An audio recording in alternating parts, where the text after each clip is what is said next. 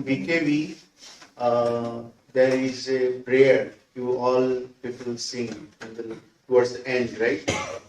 There is a phrase, Amrutasya Nunam, right? Amrutasya Nunam. What is the meaning of that?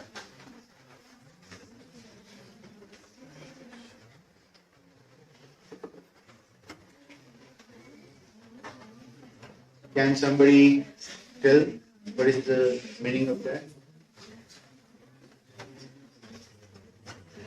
Who is Amruta? Amrutasya, right? Who is Amruta?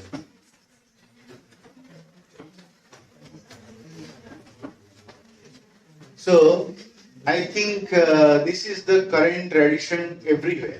It is not only you, it is everywhere that all the worship, all the prayers, whatever we are doing, that is just on the surface level. We don't understand the innate value of that. What is hidden behind that? And gradually what happens, only the formality remains. Okay? Every day we have to chant this sloka, we have to do this prayer, then gradually it becomes a tradition. That's all. And it loses its true value. Similarly, every aspect of life, everywhere you will find there is a true value behind that, but we have forgotten the true value. The true value, the true essence of our existence, if we try to discover that, we'll find there is a single truth within us. There are various parts of us. There are many parts, many beings within us, right? One part is thinking, and that itself, that mind itself, they have various kind of thinking, right? One time it will suggest a positive aspect, second time it will suggest the opposite of that. Right? Have you analyzed this? Have you ever observed yourself? One time you will feel the person is my friend, and next moment you will feel no, the person is not my friend, he is an enemy. Have you ever analyzed it? So you have felt like that, right? This is our mind. So mind will give you various kind of thoughts to analyze something. So mind is basically an instrument, right? Mind is basically one instrument which will give you different thoughts to cognize something, to recognize something, right? Or to put it in another way, there is something which is the true source, and mind should be an instrument. From that true source, the things are flowing into the mind, and mind should manifest that, right? In terms of forms, that form maybe is a thought. So whatever the mind is thinking, that we are actually executing. When you are doing something, let's say you are thinking of an image. You went to some hill station and you observe the nature and you feel like calm and you feel like it's so touchy. I want to draw it. Have you ever, anybody is trying to paint something? They have ever tried to paint something by their own self? Not copying. By checking a photo or seeing a photo and do this. Not that way. Anybody try their own? They try a vision to draw it? Please raise your hand. Be free. It's a good thing. And it should be admired. Why you are signed up? You have tried, right? Who else? So, if you feel, who gives that thought to you? from where that vision comes. Mind is, have you ever concentrated about that? Is there anyone who is actually feeding to mind? Let's analyze this scenario. You are in fully like in the complex mind. Like you have so many thoughts. You are disturbed. Maybe some fight happened with your friends and you came back and you are trying to draw something. And take it the first case, and second case is you are very calm and you are trying, you got some kind of inspiration and you are trying to draw something. What would be the difference of the drawings? If you see, there are various photo exhibitions. People go and watch over there. You may not find what exactly behind that art. If you observe, you will find the emotion behind that art. If you observe properly those pictures, you will find the emotions behind that. Those emotions are driven by different sources. If you are calm, it probably from a higher source, from the divine, probably. And if you are, let's say, disturbed, it could be from the lower source. So when you are angered, your picture will reveal that you are doing something which is very dark in it. It is revealing something dark. But if you are very calm, it's something divinely beauty is getting manifested. So basically, what I was trying to say, we have various instruments within us. But now we are identified with those instruments. Similarly, as I told mind, we have in physical level, we have sensory organs, right? We have 5 senses. Can somebody tell what are those?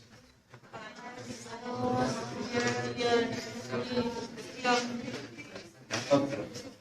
So all these sensory organs, what is the purpose of it? Sense of thing. Why we need the sense of thing?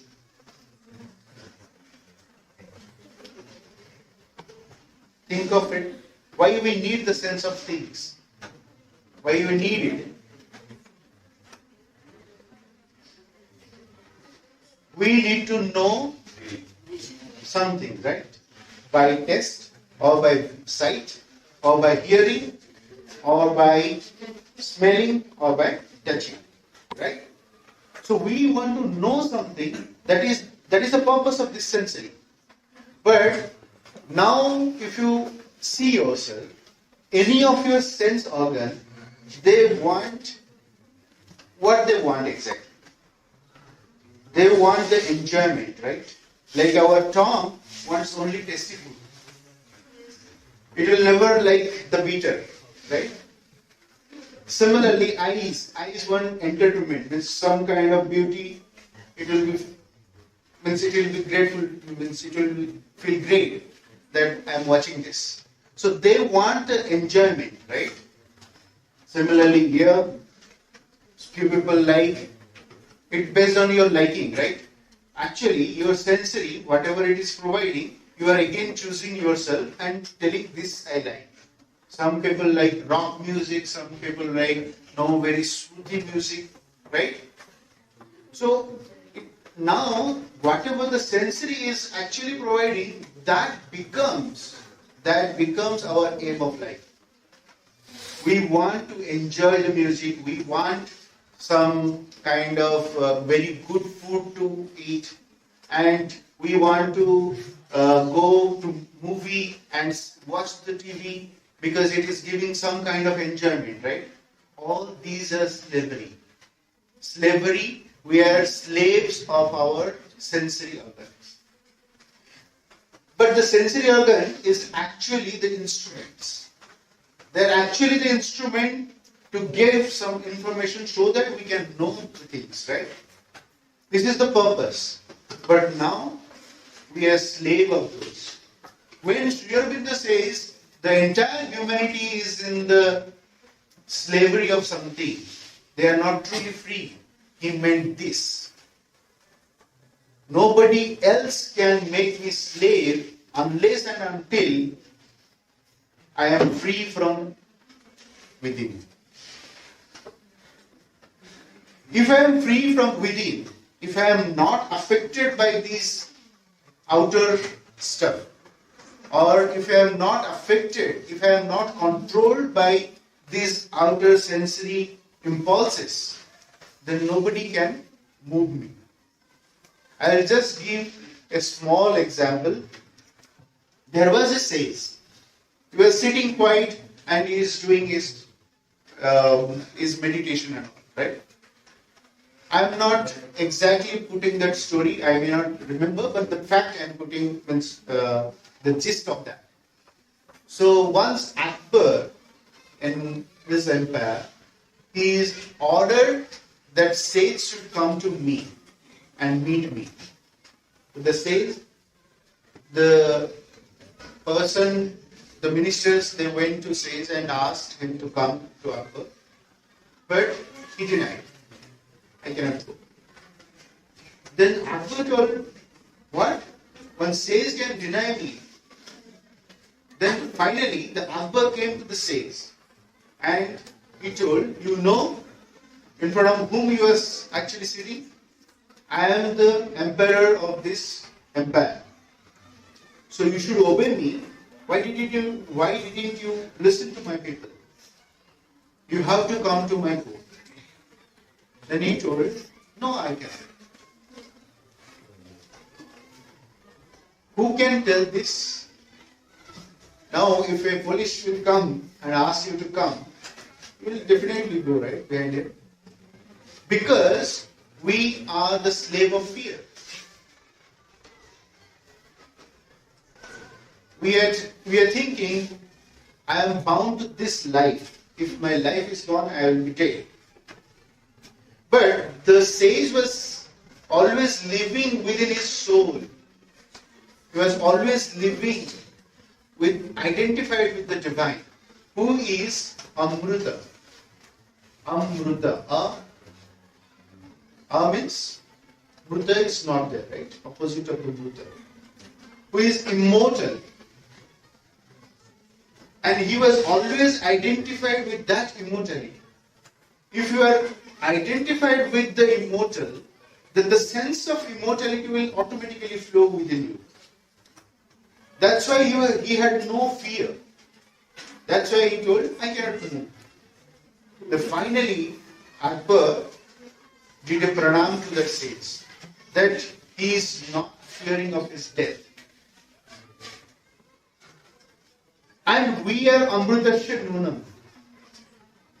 That's what I started, right? Amrutasya Nunam means we are the descendant of the Amruta.